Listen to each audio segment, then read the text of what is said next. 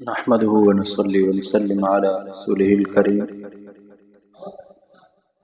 حضرت ثوبان رضی اللہ تعالیٰ عنہ حضور اقدس صلی اللہ علیہ وآلہ وسلم کا ایک ارشاد نقل کرتے ہیں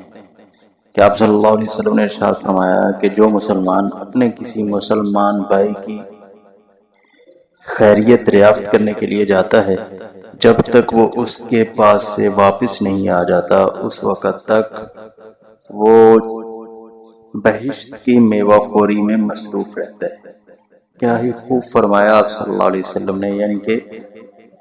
کہ جب کوئی مسلمان ایک دوسرے مسلمان جو بیمار ہے اس کی عیادت کے لیے جاتا ہے اور اس کی عیادت میں جب تک مصروف رہتا ہے، گویا کہ ایسا کہ وہ بہشت کی میوہ خوری اور بہشت کا مستحق بن جاتا ہے۔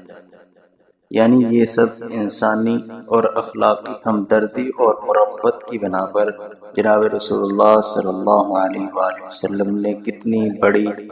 اس کو بشارت فرمائی۔ ہم سب مسلمانوں کو چاہیے کہ ہم بھی اپنے مسلمان بھائیوں کا خیال رکھیں